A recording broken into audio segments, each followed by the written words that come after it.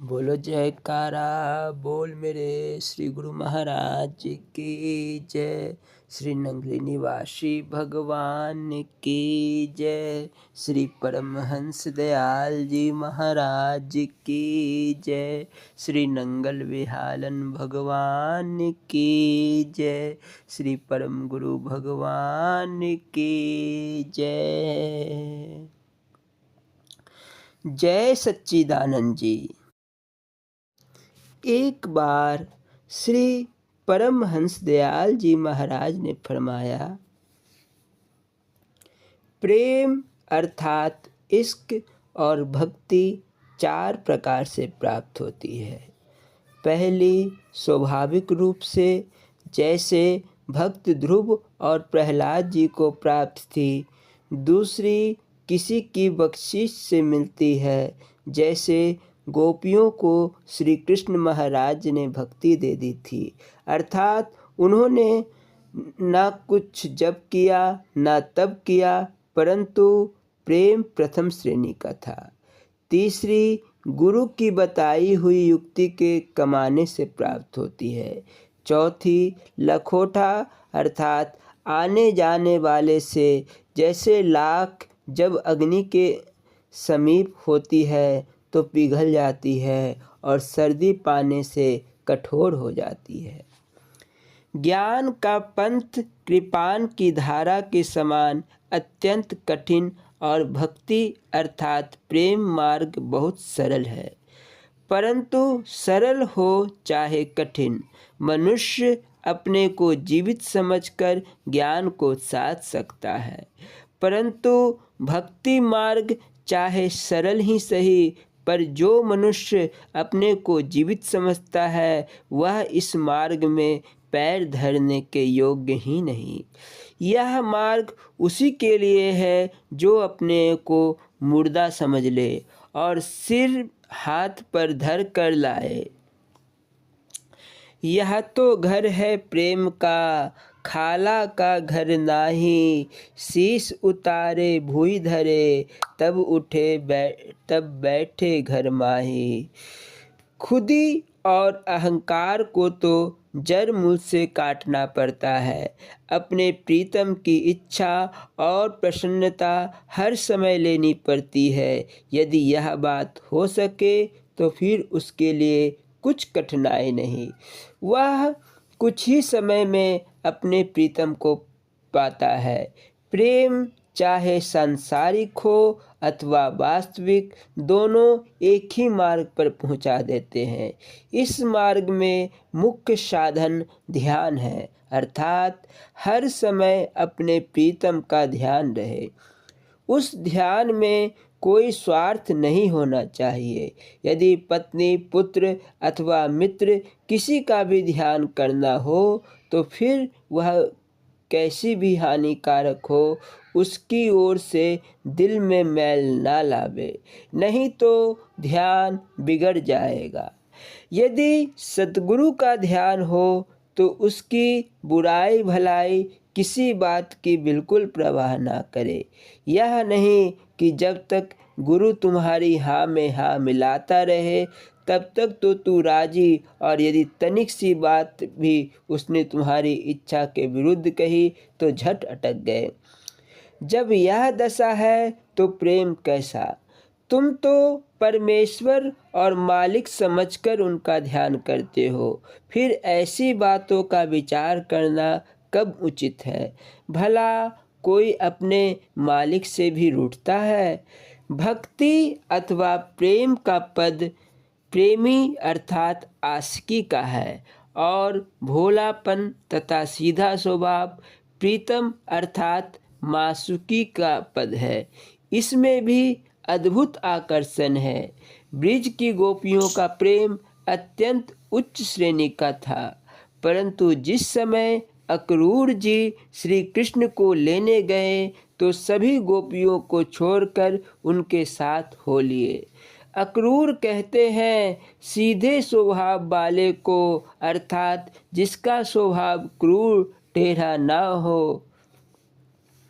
गोस्वामी तुलसीदास जी कहते हैं, भोले भाव मिले रघुराई। बोलो जयकारा बोल मेरे श्री गुरु महाराज की जय। श्री स्वरूप दर्शन पाठ वार्षिक सत्संग सम्मेलन श्रम भाग 2। बोलो जयकारा बोल मेरे श्री गुरु महाराज की जय। यह पाठ शुरू करने से पहले दास श्री नंगली निवासी भगवान के चरण कमलों में दंडवत प्रणाम करता है। बोलो जयकारा बोल मेरे श्री गुरु महाराज की जय। गुरु जी को कीजिए दंड बटा कोटि कोटि प्रणाम। कीट न जाने भृंग को गुरु कर ले आप समान। ध्यान मूलम गुरुर्मूर्ति पूजा मूलम गुरुपदम। मंत्र मूलम गुरुवाक्यम मोक्ष मूलम गुरु कृपा। त्वमेव माता च पिता त्वमेव त्वमेव बंधु च सखा त्वमेव त्वमेव विद्या द्रविणं त्वमेव त्वमेव सर्वं मम देव देवा। हरि ओम।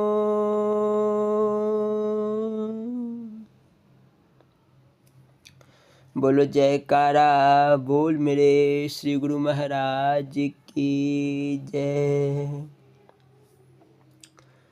श्री महाराज जी ने कहा, इस वाक्य को सदा याद रखो, इसे मत भूलना।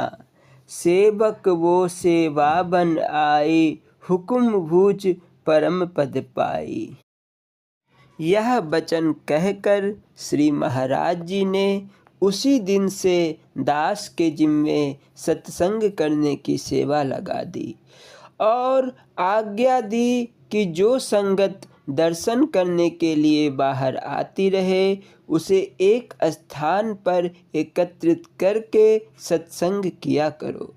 गोसाई तुलसीदास जी कहते हैं, जो लोग दूसरों के अवगुण अथवा दोष देखते हैं वे गुणों को ना अपनाकर अवगुण अपनाते हैं। महापुरुष तो गुणों के भंडार होते हैं, परंतु मूर्खों के लिए गुण भी अवगुण रूप बन जाते हैं।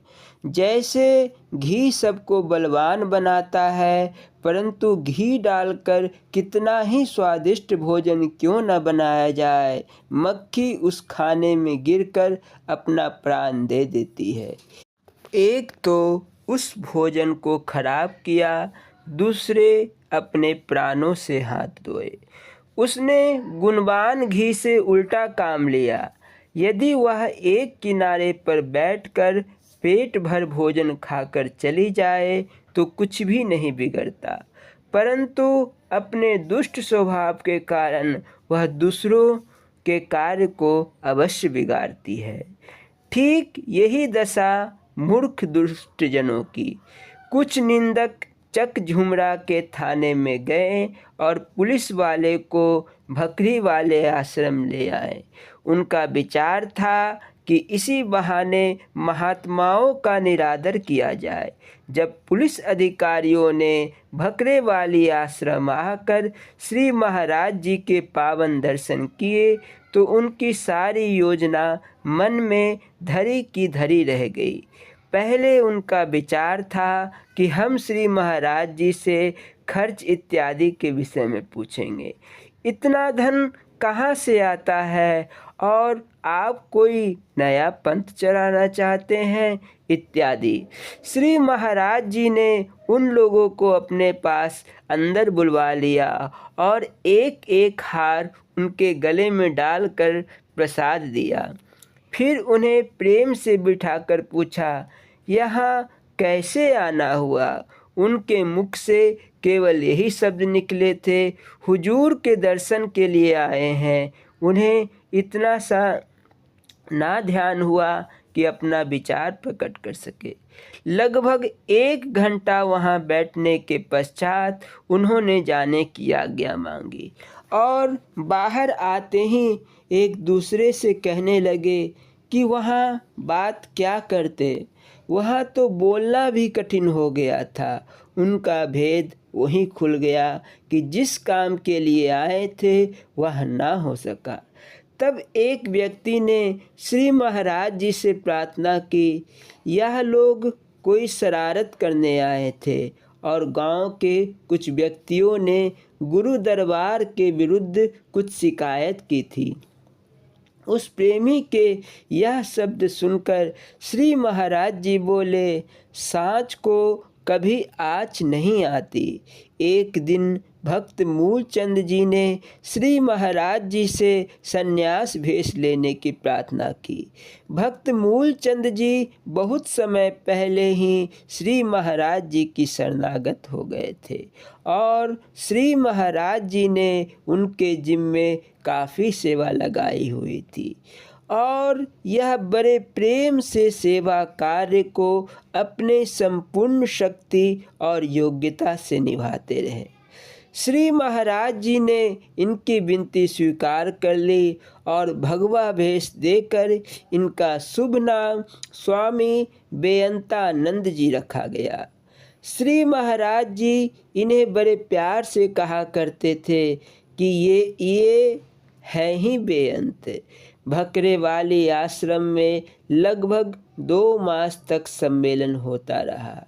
उन दिनों श्री महाराज जी ने सब संतों को खूब सत्संग और दर्शन दिए। नवंबर सन 1930 में यह सम्मेलन समाप्त हुआ। भकरे वाली आश्रम से श्री महाराज जी पिप्पल भुट्टा आश्रम में चले गए। श्री महाराज जी ने सर्दियाँ उस क्षेत्र में व्यतीत की और फिर एकांत में विश्राम करने के लिए श्री महाराज जी होशियारपुर आ गए। उन दिनों आपकी पवित्र सेवा में स्वामी अभेदानंद जी, स्वामी अजुनियानंद जी, स्वामी परम ज्ञानानंद जी और स्वामी सत्य विचारानंद जी इत्यादि थे। वहाँ से श्री महाराज जी मोदे की बस्सी नामक एक छोटे से गांव में आ गए। वहाँ लगभग 2 महीने एकांत विश्राम करने लगे। एक दिन श्री महाराज जी ने वहाँ एक अद्भुत लीला की। स्वामी सत्य विचारानंद जी ने प्रार्थना की, श्री महाराज जी खर्च के लिए पैसे नहीं हैं। उनकी यह बात सुनकर श्री महाराज जी अपनी मौज बस सभी प्रेमियों को संबोधित करके कहने लगे, पैसे नहीं है, मैं किसी को बेचना चाहता हूँ, बोलो कौन बिकने को तैयार है। फिर स्वयं ही स्वामी परम ज्ञानानंद जी की ओर देखकर बोले, क्या आप बिकने के लिए तैयार हैं? स्वामी परम ज्ञानानंद जी ने विनती की, श्री महाराज जी यह परम सौभाग्य होगा। श्री सद्गुरुदेव जी कहने लगे, इनका शरीर काफ़ी स्वस्थ है, इनके पैसे भी काफ़ी मिलेंगे। स्वामी सत्य विचारानंद जी को श्री महाराज जी ने कहा, अच्छा बताओ इसे किस प्रकार और कहाँ बेचोगे? उन्होंने उत्तर दिया, महाप्रभु मैं इनको साथ ले जाकर बाजार में आवाज़ लगाऊंगा और साथ ही कहूँगा कि यह सब काम कर सकते हैं।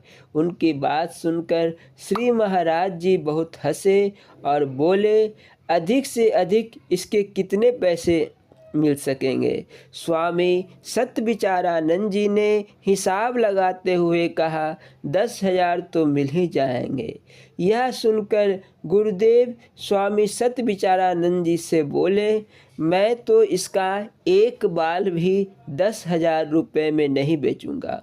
मुझे तो अपना सेवक परम प्रिय है, मेरे सेवक का भला मूल्य कैसे डाल सकता है?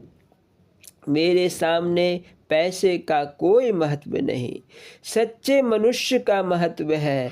इस प्रकार श्री महाराज जी ने वहाँ अनेक अनमोल वचन कहे। श्री महाराज जी गर्मियों के दिन 2 मास मोदे की बस्सी जिला होशियारपुर में एकांत में निवास करके भकरे वाली आश्रम में आ गए। उन दिनों उत्तर प्रदेश के प्रेमियों के काफ़ी पत्र आ रहे थे। तब श्री महाराज जी ने बरेली जाने का निश्चय किया। एक बार श्री महाराज जी भक्त किशोरी लाल जी के घर जरियाली जिला लुधियाना में पधारे। उस समय श्री महाराज जी की नित्य सेवा में यह दास भी था। ग्रीष्म ऋतु थी। श्री महाराज जी रात्रि के समय चौबारे पर टहल रहे थे। श्री महाराज जी अपनी मौज बस दास का हाथ पकड़कर कहने लगे, तुम भाग्यशाली हो शब्दानंद, तुम्हें रहबर भी मेरा ही रूप मिला है। श्री स्वामी निजात्मानंद जी मेरा हृदय है और गुरु भक्ति का अथाह सागर उनके हृदय में ठाठे मार रहा है। वह तो प्रेम दीवाने हैं। दास ने उत्तर दिया, श्री महाराज जी, यह तो मेरा सौभाग्य है कि आपकी अपार कृपा से मुझे श्री स्वामी जी मिले हैं। मुझे उन पर बहुत ही श्रद्धा तथा विश्वास है। एक बार मुझे उनका दाहिना हाथ देखने का शुभ अवसर मिला तो क्या देखा, उनके हाथ में त्रिशूल का चिन्ह है। शास्त्रों में ऐसा वर्णन आया है कि जिस व्यक्ति के शारीरिक अंग पर त्रिशूल का चिन्ह हो वह अध्यात्मवाद में भगवान शिव शंकर की पदवी पर आरूढ़ होता है। मेरे इन शब्दों को सुनकर श्री महाराज जी खिलखिलाकर हंस पड़े और कहने लगे, स्वामी निजात्मानंद जी तो वास्तव में भोले शंकर हैं। तुम तो कहते हो उनके दाहिने हाथ में एक त्रिशूल का चिन्ह है, परंतु कभी ध्यान से देखना, उनके हाथ में 2 त्रिशूल के चिन्ह हैं। इसीलिए वह तो डबल शंकर अर्थात भोले शंकर हैं। श्री स्वामी निजात्मानंद जी भक्ति रुपये की ₹1.25 है, परंतु चालाकी चतुराई बिल्कुल नहीं। यह मार्ग ही प्रेम का है। प्रेम में नियम नहीं होता और बुद्धि की दौड़ प्रेम की सीमा तक नहीं पहुंच सकती। इस प्रकार श्री महाराज जी अपनी मौज बस श्री स्वामी निजात्मानंद जी के गुरु भक्ति की महिमा प्रकट करते रहे। जरियाली से दाता दीनदयाल जी बरेली पधारे। बरेली से कुछ मील दूर कबरा नगरिया गांव में श्री महाराज जी का एक पावन आश्रम था, जिसका नाम दाता दीनदयाल जी ने सतगुरु नगर रखा। इस आश्रम के लिए भूमि वहाँ के सुप्रसिद्ध भक्त ठाकुर फौरन सिंह जी के सुपुत्र जितेंद्र पाल ने दी थी। वह बहुत ही रमणीक आश्रम था। श्री महाराज जी ने सन 1931 की गर्मियों में यहाँ एक संत सम्मेलन रखा, जिसमें भाग लेने के लिए श्री महाराज जी के चरण रज उपासक महात्मा जन काफ़ी संख्या में कबरा कृष्णपुरा आश्रम में पहुँचे। निश्चित समय पर श्री महाराज जी बरेली पधारे। बरेली में श्री महाराज जी ने अपने प्रिय भक्त राय साहब श्री गणपत राय जी के निवास स्थान पर ठहरे। फिर वहाँ से आप सतगुरु नगर गए। श्री महाराज जी ने अपने प्रेमी सेवकों को हठ योग की अनेक क्रियाएं, प्राणायाम, नेति धोती इत्यादि करवाई। महात्मा लोग बड़ी प्रसन्नता पूर्वक यह योग क्रियाएं करते थे। साथ ही श्री महाराज जी संतों को विशेष सत्संग उपदेश दिया करते थे। श्री महाराज जी का एक नियम यह भी था कि वह प्रत्येक महात्मा से 4 पर्चे लिखवाते थे। उन पर्चों में महात्मा जन अपने कर्तव्य के विषय में लिखते थे। श्री महाराज जी बारी बारी महात्मा जनों से यह पर्चे सुनते थे। एक दिन श्री महाराज जी की कुर्सी पर बैठे हुए महात्मा लोगों के पर्चे सुन रहे थे। उन्हीं दिनों एक महात्मा स्वामी परमेश्वरानंद जी बहुत अधिक बीमार हो गए। किसी सेवक ने श्री महाराज जी को आकर सूचना दी कि स्वामी परमेश्वरानंद जी का शरीर छूटने लगा है। दयालु श्री महाराज जी भला अपने सेवक की व्यथा कैसे सहन कर सकते थे। सब काम छोड़कर श्री सतगुरुदेव जी तुरंत उनके पास पहुँचे। स्वामी परमेश्वरानंद जी ने जी भरकर श्री महाराज जी के शुभ दर्शन किए और फिर शरीर छोड़ दिया। संन्यास के मर्यादा अनुसार उनके स्थूल शरीर का अंतिम संस्कार अर्थात समाधि दी गई। इसके पश्चात श्री महाराज जी ने अपने सत्संग में कहा, जब कोई संसारी व्यक्ति मरता है तो बहुत शोक मनाया जाता है, परंतु किसी साधु की मृत्यु पर दुख नहीं मनाना चाहिए, बल्कि खुशी मनाना चाहिए, क्योंकि उसको अपने मालिक के चरणों में प्रीति पूर्ण रूप से निभ गई। तब श्री महाराज जी ने यह दोहा बोला, सभी प्यारी पिया की चहुदिस पिया पिया होए, ना जाने इस झुंड में कौन पिया की होए। बरेली सम्मेलन लगभग 2 महीने तक चलता रहा। एक दिन एक पुलिस कप्तान अपनी गाड़ी में वहां आए और श्री महाराज जी से हठ योग की क्रियाओं के विषय में कुछ पूछताछ की। गुरुदेव महाराज जी ने स्वामी हीरानंद जी को आज्ञा दी कि योगिक क्रियाओं का प्रदर्शन करें। योगिक क्रियाएं देखकर पुलिस अधिकारी बहुत प्रसन्न हुए। इस प्रकार वर्षा ऋतु में यह सम्मेलन समाप्त हुआ। स्वामी अलखानंद जी ने गुरुदेव को अपने जन्मभूमि नैनीताल में दर्शन देने की प्रार्थना की। श्री महाराज जी ने उनकी विनती स्वीकार कर ली और स्वामी हीरानंद जी, स्वामी अनमोलानंद जी, स्वामी अभेदानंद जी तथा स्वामी नित्यानंद जी इत्यादि के साथ नैनीताल पधारे। नैनीताल अल्मोड़ा रानी खेत में कुछ दिन व्यतीत करके स्वामी आत्म विवेकानंद जी और स्वामी योग युक्तानंद जी के प्रेम प्रार्थना पर लखनऊ पधारे। लखनऊ में महाप्रभु जी तोपखाना क्षेत्र में रहे। इस प्रकार कुछ दिन उत्तर प्रदेश के प्रेमियों को दर्शन देकर हृदय सम्राट भकरेवाले आश्रम में आ गए। कुछ दिन भकरेवाले आश्रम में निवास करके सत्संग के मुख्य केंद्र चकौरी आश्रम में आकर विराजमान हो गए। चकौरी में सर्वसंगत ने श्री महाराज जी के शुभ दर्शन करके अपने को धन्य माना। यहाँ फिर सत्संग का प्रेम प्रवाह चलने लगा। चकौरी से एक बार श्री गुरु महाराज जी, स्वामी दयानंद जी तथा स्वामी श्रद्धानंद जी की कुटिया गद्धोबाल जिला शेखपुरा में श्री महाराज जी के पवित्र दर्शन करने और सत्संग सुनने के लिए गुरुमुख प्रेमी और भक्तजन स्थान पर आने लगे। श्री महाराज जी के अमृत उपदेश सुनकर अज्ञानी जीवों की जड़ गति दूर हो गई और उनके हृदय दिव्य प्रकाश से आलोकित हो गए। उन दिनों काफ़ी महात्मा जन भी श्री महाराज जी की सेवा में उपस्थित थे। सारा दिन बाहर से संगत आकर इकट्ठी होती रहती थी। दोपहर के पश्चात श्री महाराज जी के दर्शन खुलते थे। इस दास को और स्वामी दर्शनानंद जी को बाहर सत्संग करने और भजन बोलने की सेवा लगी हुई थी। श्री महाराज जी का यश और महिमा को कुछ सज्जन सहन नहीं कर पाए।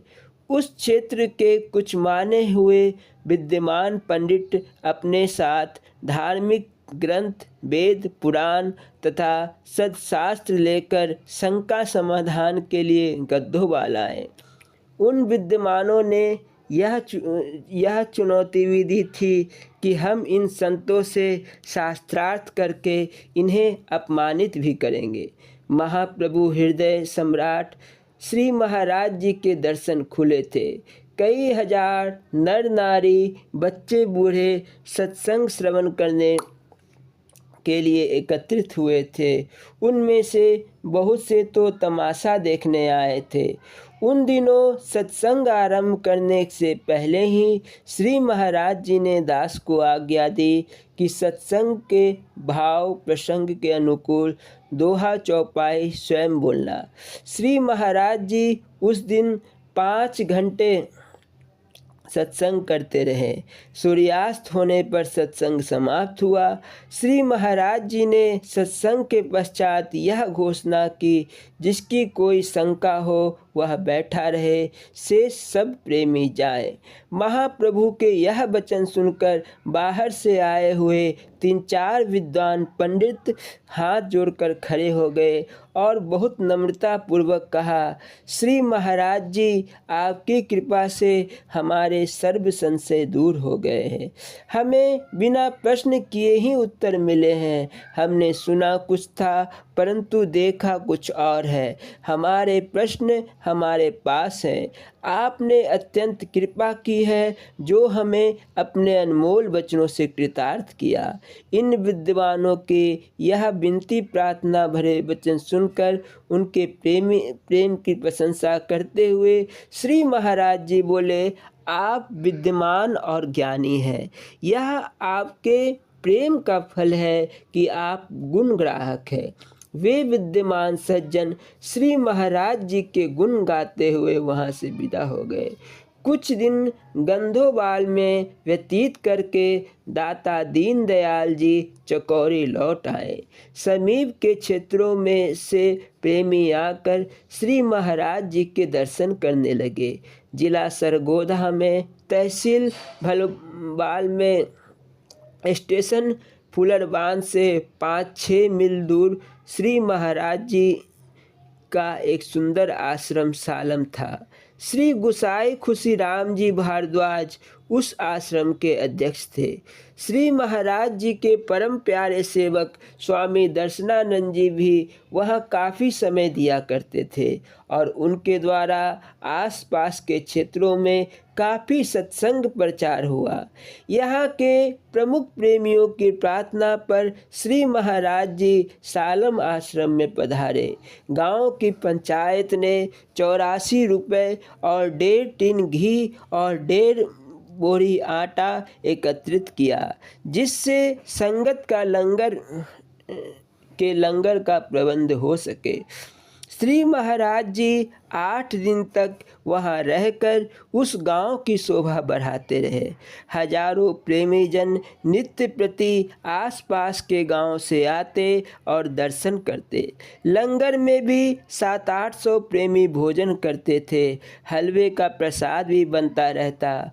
परंतु जब श्री महाराज जी विदा होने लगे और लंगर का सामान को देखा गया तो वही 84 रुपये, 1.5 टिन घी और 1.5 बोरी आटा शेष पड़ा था। कारण यह हुआ कि भक्तजन आते और लंगर में आटा डाल और घी इत्यादि डाल जाते और जो नकद खर्च हो जाता यह भी गुसाई खुशीराम जी इसी धन में से करते। जो नकद भेंट श्री महाराज जी को किसी प्रेमी द्वारा अर्पण की जाती तो आप श्री गुसाई जी को कहते इन्हें उठा लो। इस प्रकार आते भी रहते और खर्च भी होते, परंतु अंत में 84 के 84 ही रहे। विदा होते समय गुसाई जी ने श्री महाराज जी को भेंट करने के लिए रुपए गिने तो चकित रह गए। श्री महाराज जी कहने लगे, यह 84 का चक्र चलता ही रहता है और परमार्थ का काम होता ही रहता है। अब तुम इन रुपयों को यही कुटिया पर संतों के भोजन वस्त्र पर खर्च कर दो, हमने इनका क्या करना है। इस प्रकार महाप्रभु 1 सप्ताह पश्चात सालम से चौकोरी आश्रम लौट आए। बोलो जयकारा बोल मेरे श्री गुरु महाराज की जय। अगला अध्याय पगाला आश्रम। बोलो जयकारा बोल मेरे श्री गुरु महाराज की जय। स्वामी हीरानंद पुरी जी महाराज जी की लीला संस्मरण एवं अमृत प्रवचन। बोलो जयकारा बोल मेरे श्री गुरु महाराज की जय। जिधर को मैं जाऊं उधर तू ही तू है, यह लीला संस्मरण श्री श्यामलाल सहगल जी द्वारा कही गई है। 1943 ईस्वी में श्री नंगल महाराज जी लगभग 3 महीने तक लाहौर के गवाल मंडी मोहल्ले में पंडित नानक चंद जी के मकान पर ठहरे रहे। संध्या समय प्रतिदिन महाराज जी मुझे और पंडित सीताराम जी को साथ लेकर सैर को निकलते थे। उन दिनों महाराज जी की सेवा में रहते समय विश्राम करने की फुर्सत नहीं मिलती थी। महाराज जी संध्या 7:30 बजे तक घूम टहल कर वापस आते थे। फिर 8 बजे से 10 बजे रात तक सत्संग करते थे। भोग लगाते लगाते रात के 11 बज जाते थे। फिर उसके बाद उनकी सेवा शुरू होती थी जो रात के 2 बजे तक चलती रहती थी। 2 बजे के बाद सोने का समय मिलता था और फिर 4 बजे सुबह हम लोगों को जगा दिया जाता था। यह दैनंदिन कार्यक्रम था। इसका फल यह हुआ कि विश्राम न कर पाने के कारण मुझे बीच बीच में झपकियाँ आती रहती और कहीं जमकर सोने की तबीयत होती। मैं जब शाम 5 बजे अपने दफ्तर से निकलता तो मेरी कोशिश होती कि मैं सीधे अपने मकान पर जाकर कुछ विश्राम कर लूँ और 7:30 बजे से पहले पंडित नानक चंद जी के मकान पर पहुंचकर महाराज जी की सेवा में लग जाओ। किंतु मेरी यह सोच कभी फलीभूत नहीं हुई। मैं जिस रास्ते भी अपने मकान की ओर जाने की कोशिश करता, महाराज जी रास्ते में मिल जाते और अपने साथ सैर कराने के लिए ले जाते। पता नहीं यह कैसी लीला थी उनकी सेवा में। जरा सी भी गफलत सेवक के लिए हानिकारक होती है। महाराज जी अपने सेवकों को सदा चुस्त दुरुस्त देखना चाहते थे। सेवा कार्य में तनिक सी भी ढिलाई उन्हें पसंद नहीं थी। शायद यही कारण था कि मेरी मनसा कभी पूरी नहीं हुई और इन 3 महीनों में एक दिन भी ऐसा नहीं मिला कि मैं कुछ विश्राम कर सकूं। बोलो जयकारा बोल मेरे श्री गुरु महाराज जी की जय। स्वामी हीरानंद पुरी जी महाराज जी के अमृत प्रवचन। बोलो जयकारा बोल मेरे श्री गुरु महाराज जी की जय। नारी भेद। यह पाठ शुरू करने के पहले यह दास स्वामी हीरानंद पुरी जी महाराज जी के चरण कमलों में दंडवत प्रणाम करता है। बोलो जयकारा बोल मेरे श्री गुरु महाराज जी की जय। गुरु गोविंद करि जानिए, रहिए शब्द समाए, मिले तो दंडवत बंदगी, नहीं पल पल ध्यान लगाए। स्वामी हीरानंद पुरी जी महाराज जी जब अपने अमृत प्रवचन कहने प्रारंभ करते थे तो प्रारंभ करने से पूर्व हरिओम की ध्वनि लगाते थे।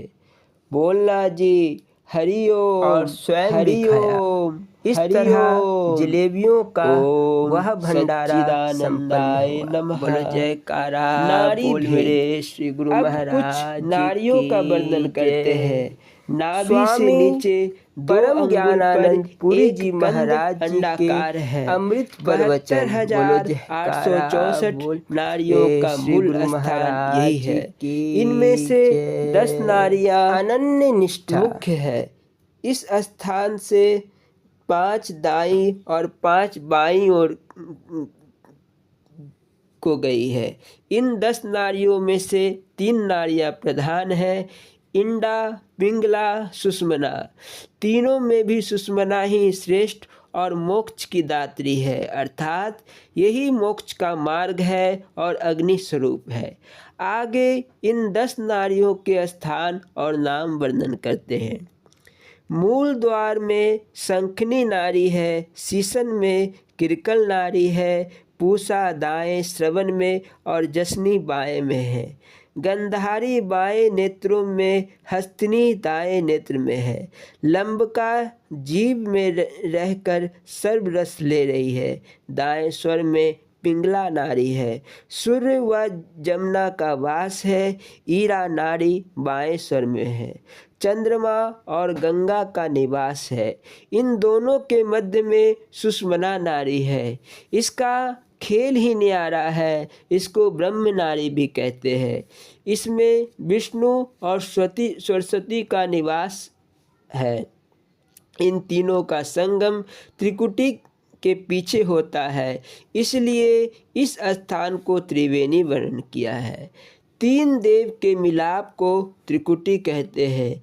जब पल पल में दायां, छन छन में बायां स्वर रह चले तो उस समय सुषमना नारी की प्रबलता होती है। इस समय अभ्यास करने से वृत्ति शीघ्र ही स्थिर और अंतर्मुख हो जाती है। सुषमना ही सर्व नारियों और योग की शिरोमणि है। इस मोक्ष मार्ग को गुरु कृपा के बिना नहीं जाना जा सकता। इसीलिए यह अंदर का सर्वभेद सद्गुरु से सीखना चाहिए। ओम शांति शांति शांति। बोलो जयकारा बोल मेरे श्री गुरु महाराज की जय। स्वामी परम ज्ञानानंद पुरी जी महाराज जी की लीला संस्मरण एवं अमृत प्रवचन। बोलो जयकारा बोल मेरे श्री गुरु महाराज की जय। आज्ञा पालन और भावना। एक दिन श्री गुरु महाराज जी पलंग पर विराजमान थे। उनका पलंग दीवार से सटा हुआ था। श्री स्वामी परम जी उनकी सेवा में थे। बहुतेरे भक्त भी वहाँ बैठे हुए थे। पलंग के ठीक ऊपर एक तस्वीर टंगी थी, जिसे उतारने का आदेश श्री परम जी को मिला। इन्होंने दोनों तरफ से हाथ बढ़ाकर उसे उतारना चाहा, किंतु तस्वीर तक हाथ पहुँच ही नहीं पाए। तनिक देर होते देखकर महाराज जी बोले, क्यों अभी तक तस्वीर उतारी नहीं? इन्होंने बताया कि महाराज जी पलंग दीवार से सटा है, इसलिए हाथ तस्वीर तक नहीं पहुंच रही है। श्री महाराज जी झट बोले, तो क्या पलंग पर चढ़कर उसे नहीं उतारा जा सकता था? फिर खुद खड़े होकर तस्वीर उतार ली और उन्हें चिढ़ाते हुए बोले, तुम तो आज्ञा पूरी नहीं कर सके ना। उस परिस्थिति में अपने शरीर और मन को मारकर आज्ञा पालन भी किया जा सकता था, किंतु भावना की बात अलग है। बोलो जयकारा बोल मेरे श्री गुरु महाराज की जय। दिनांक 1/7/75। स्वामी परम ज्ञानानंद पुरी जी महाराज जी विशेष अंतर्मुख थे। थोड़ी देर के पश्चात कहने लगे, मैंने किसी का ऋण अपने ऊपर नहीं रखा है। जिसने मेरी 1 पैसे की सेवा की है, उसको 100 पैसों की बरकत हो गई है। ऐसा उसे पता हो या ना हो, जाते जाते अपने किसी बच्चे को कोई बात की कमी नहीं छोड़ जाऊंगा। यदि प्रत्यक्ष किसी को ना भी दे पाया तो कुदरत के राज में संकल्प कर जाऊंगा कि वह जीव वह उस जीव को बरकत दे। जिसने मेरी जिस रूप में सेवा की है उसे उसका 100 गुना चुकाने वाले मिलेंगे, ऐसा आशीर्वाद है। यह तो उन परमहंसों का दरबार है जहाँ किसी को सज़ा में भी स्वर्ग दिया जाता है। फिर पुरस्कार का तो कहना ही क्या, जो कोई अंत अंत तक जिस किसी भाव से भी दरबार की ओर पकड़े रहेगा उसकी आगे विजय ही विजय है। बोलो जयकारा बोल मेरे श्री गुरु महाराज की जय। श्री नंगली निवासी भगवान की जय। श्री परमहंस दयाल जी महाराज की जय। श्री नंगल विहालन भगवान की जय। श्री परम गुरु भगवान की जय। बोलो जयकारा बोल मेरे श्री गुरु महाराज की जय। जय सच्चिदानंद जी।